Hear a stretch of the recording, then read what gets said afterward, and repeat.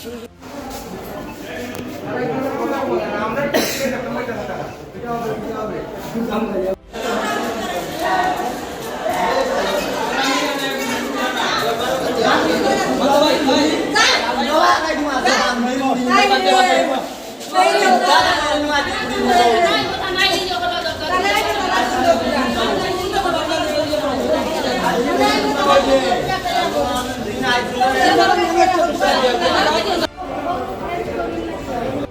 বাচ্চারা আইটা তারা ইঞ্জেকশন দিত এখন আইসি আমরা বাচ্চারা ইঞ্জেকশন দিচ্ছে তারা এখন আমরা সিডলিয়া গেছি সিডলিয়া যাওয়ার 10-15 মিনিট তাই শরীর করতো খালো খালি ওটা করে বাচ্চা তখন তারা লিয়ে আইছে তারা ইঞ্জেকশন দেওয়াইছে না নি আমার আমরা ইঞ্জেকশন দেওয়ার পরে এরকম হয়ে গেছে আমরা ওই ইঞ্জেকশন দেওয়ার পরে এরকম হয়েছে না কইয়া ডাক্তারের ওরা আসলো ইঞ্জেকশন সুবিধা ওষুধ এগুলো লেখাইছে তো দুনিয়া গেছি ফার্মেসি গিয়া ফার্মেসি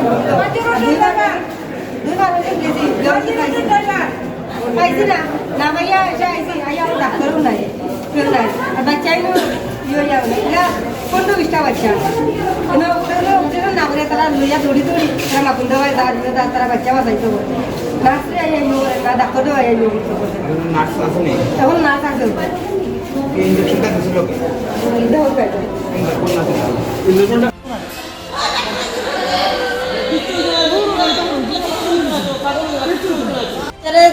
আপনারা কি জিজ্ঞাসেন কিসের ইনজেকশন দিছে? তারা কইছে তারা ডেইলি সকালে ইনজেকশন দে আমি কইছি এটা কি তার ইনজেকশন দিছো? কোন ডাক্তার ছিল? কোন ডাক্তার আছে? শিশু ডাক্তার নেই। শিশু ডাক্তার আছে না?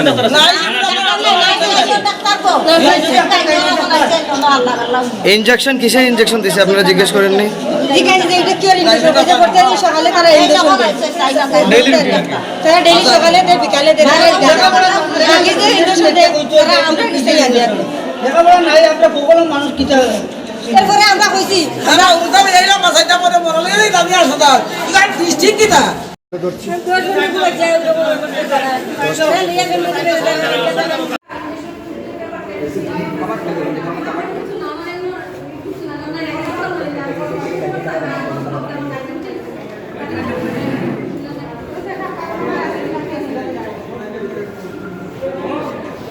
আমি আবার পরে কোনো অসুবিধা নাই, একটু সর্দি কাশির কারণে তারা বলছি করোনা টেস্ট করতাম, করোনা টেস্ট করে আমি এখানে ভর্তি করছি।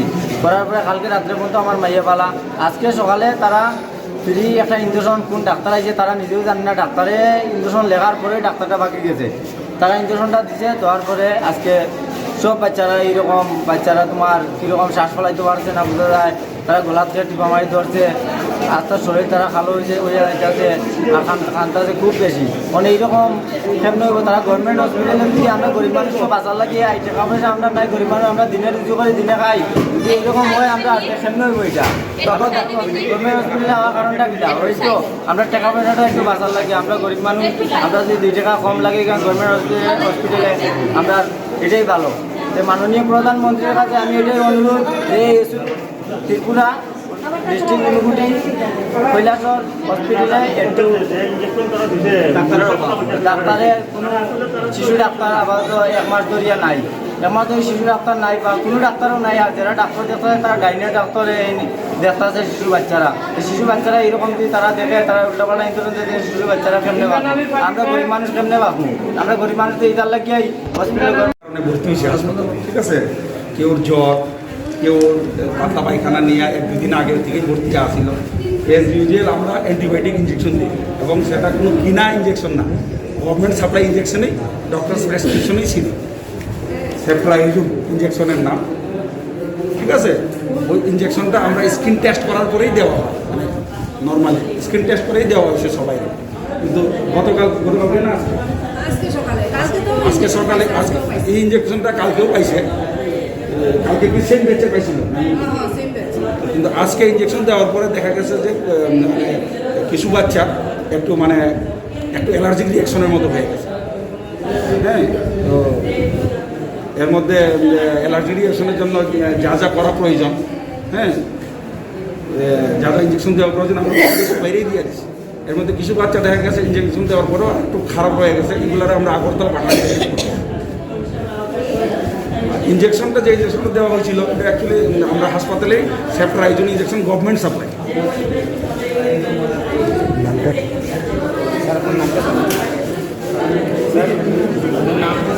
আমার নাম ডক্টর নির্মল।